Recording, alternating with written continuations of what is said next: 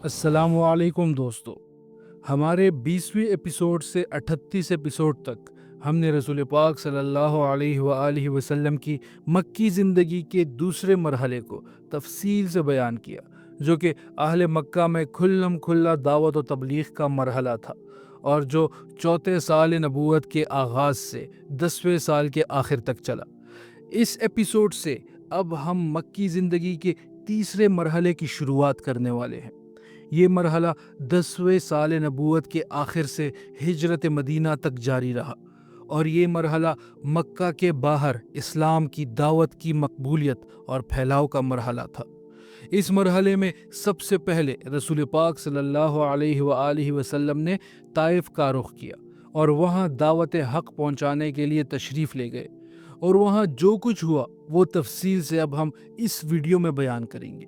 لیکن video start کرنے سے پہلے آپ کو یہ بتاتا چلو کہ یہ ویڈیو سیریز الرحیق المختوم بک سے لی گئی ہے، جو کہ سیرت النبی کا ایک سب سے اوتھینٹک سورس ہے، اور اس بک کو کافی ایوارڈز بھی ملے ہیں اس کی اوتھینٹسٹی اور نالج کی وجہ سے۔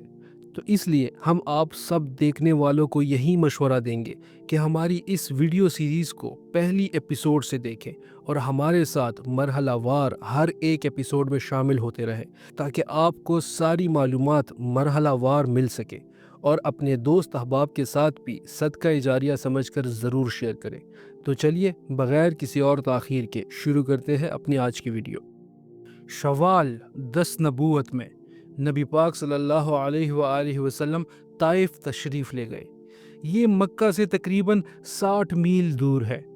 آپ نے یہ سفر آتے جاتے پیدل طے فرمایا تھا۔ آپ کے ساتھ آپ کے آزاد کردہ غلام حضرت زید بن حارثہ رضی اللہ عنہ تھے۔ راستے میں جس قبیلے سے گزرتے اسے اسلام کی دعوت دیتے، لیکن کسی نے بھی دعوت قبول نہیں کی۔ جب طائف پہنچے تو قبیلہ ثقیف کے 3 سرداروں کے پاس تشریف لے گئے، جو آپس میں بھائی تھے، اور جن کے نام یہ تھے: عبد یلیل، مسعود اور حبیب۔ ان تینوں کے والد کا نام عمرو بن عمیر ثقافی تھا۔ آپ نے ان کے پاس بیٹھنے کے بعد انہیں اللہ کی اطاعت اور اسلام کی مدد کی دعوت دی۔ جواب میں ایک نے کہا، وہ کعبے کا پردہ پھاڑ دے اگر اللہ نے تمہیں رسول بنایا ہو۔ دوسرے نے کہا، کیا اللہ کو تمہارے سوا کوئی اور نہیں ملا؟ تیسرے نے کہا، میں تم سے ہرگز بات نہ کروں گا۔ اگر تم واقعی پیغمبر ہو تو تمہاری بات رد کرنا میرے لیے انتہائی خطرناک ہے، اور اگر تم نے اللہ پر جھوٹ باندھا ہے تو مجھے تم سے بات کرنی ہی نہیں چاہیے۔ یہ جواب سن کر آپ صلی اللہ علیہ وآلہ وسلم وہاں سے اٹھ کھڑے ہوئے اور صرف اتنا فرمایا، تم لوگوں نے جو کچھ کیا بہرحال اسے پس پردہ ہی رکھنا۔ رسول اللہ صلی اللہ علیہ وآلہ وسلم نے طائف میں 10 دن قیام فرمایا۔ اس دوران آپ ہر ایک سردار کے پاس تشریف لے گئے اور ان سے گفتگو کی، لیکن سب کا ایک ہی جواب تھا: تم ہمارے شہر سے نکل جاؤ۔ بلکہ انہوں نے اپنے بدمعاش نوجوانوں کو شہ دے دی۔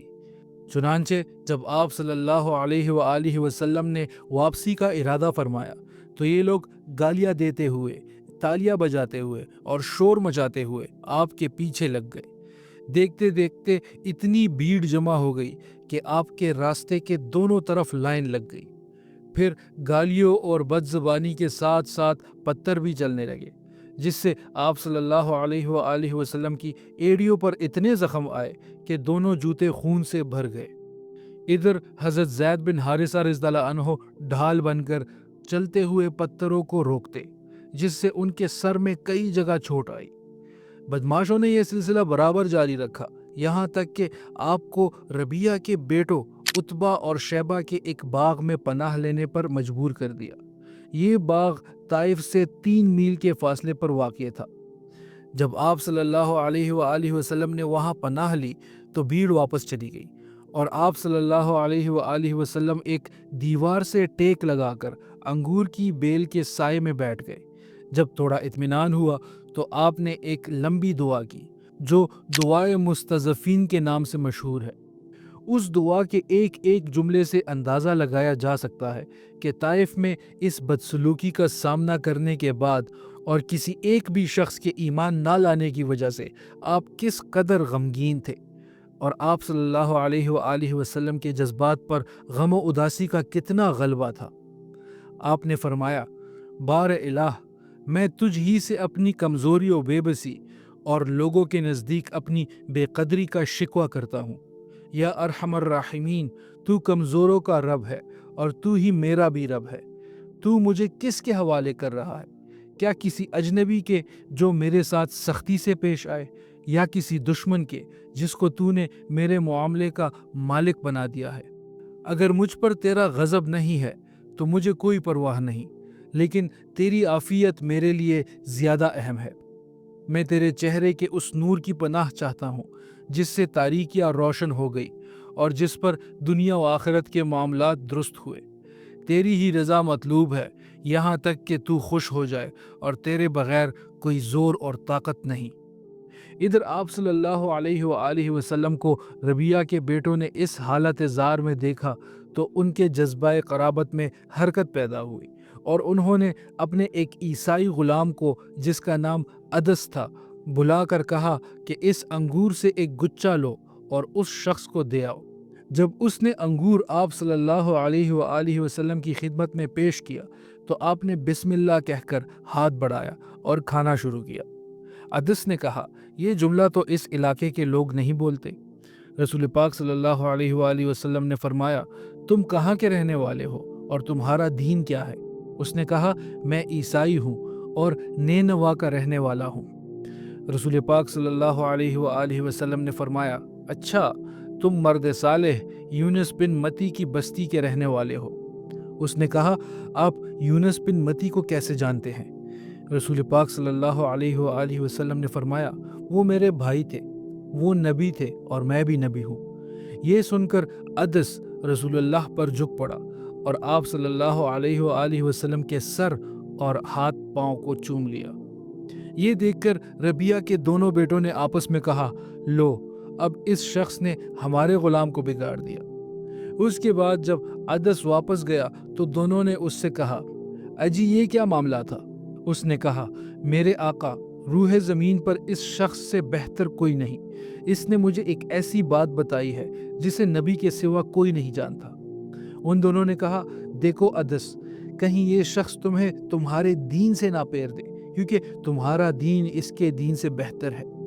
کچھ دیر ٹہر کر رسول پاک صلی اللہ علیہ وآلہ وسلم باغ سے نکلے تو مکہ کی راہ پر چل پڑے۔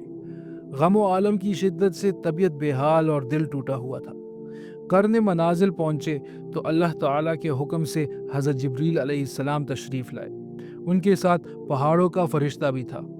وہ آپ سے یہ عرض کرنے آیا کہ اگر آپ حکم دے تو وہ اہل طائف کو دونوں پہاڑوں کے درمیان کچل دے۔ اس واقعے کی تفصیل صحیح بخاری میں حضرت عائشہ رضی اللہ عنہا سے مروی ہے۔ ان کا بیان ہے کہ انہوں نے ایک روز رسول اللہ صلی اللہ علیہ وآلہ وسلم سے پوچھا، کیا آپ پر کوئی ایسا دن بھی آیا ہے جو احد کے دن سے زیادہ سنگین رہا ہو؟ آپ صلی اللہ علیہ وآلہ وسلم نے فرمایا، ہاں، تمہاری قوم سے مجھے جن جن مصیبتوں کا سامنا کرنا پڑا ان میں سب سے سنگین مصیبت وہ تھی جس سے میں گھاٹی کے دن دوچار ہوا، جب میں نے اپنے آپ کو عبد یلیل بن کلال کے سامنے پیش کیا، لیکن اس نے میری بات نہیں مانی تو میں غم سے چلتا گیا اور مجھے قرن صالب پہنچ کر ہی سکون ملا۔ وہاں میں نے سر اٹھایا تو دیکھا ایک بادل کا ٹکڑا میرے اوپر سایہ کیے ہوئے ہیں۔ میں نے غور سے دیکھا تو اس میں جبریل علیہ السلام تھے۔ انہوں نے مجھے پکار کر کہا، آپ کی قوم نے آپ کے ساتھ جو کچھ کیا اللہ نے اسے سن لیا ہے۔ اب اللہ نے آپ کے پاس پہاڑوں کا فرشتہ بھیجا ہے تاکہ آپ اس کو جو چاہے حکم دے۔ اس کے بعد پہاڑوں کے فرشتے نے مجھے سلام کیا اور عرض کیا، اے محمد، اگر آپ چاہے تو میں انہیں دونوں پہاڑوں کے درمیان کچل دوں۔ نبی پاک صلی اللہ علیہ وآلہ وسلم نے فرمایا، نہیں، بلکہ مجھے امید ہے کہ اللہ ان کی نسل سے ایسی قوم پیدا کرے گا جو صرف اللہ کی عبادت کرے گی اور اس کے ساتھ کسی کو شریک نہیں کرے گی۔ رسول اللہ صلی اللہ علیہ وآلہ وسلم کے اس جواب میں آپ کی بے مثال شخصیت اور بے پناہ اخلاق عظیم کا نور دیکھا جا سکتا ہے۔ بہرحال اب 7 آسمانوں سے آنے والی اس غیبی مدد کے بعد آپ صلی اللہ علیہ وآلہ وسلم کا دل مطمئن ہو گیا اور غم کے بادل چھٹ گئے۔ چنانچہ آپ صلی اللہ علیہ وآلہ وسلم نے مکہ کی راہ میں مزید آگے بڑھنا شروع کیا اور وادی نخلا میں جا کر رک گئے۔ دوستو، آگے کا واقعہ ہم اپنی اگلی ویڈیو میں جانیں گے۔ تب تک کے لیے ہمیں اجازت دیجیے۔ اللہ حافظ۔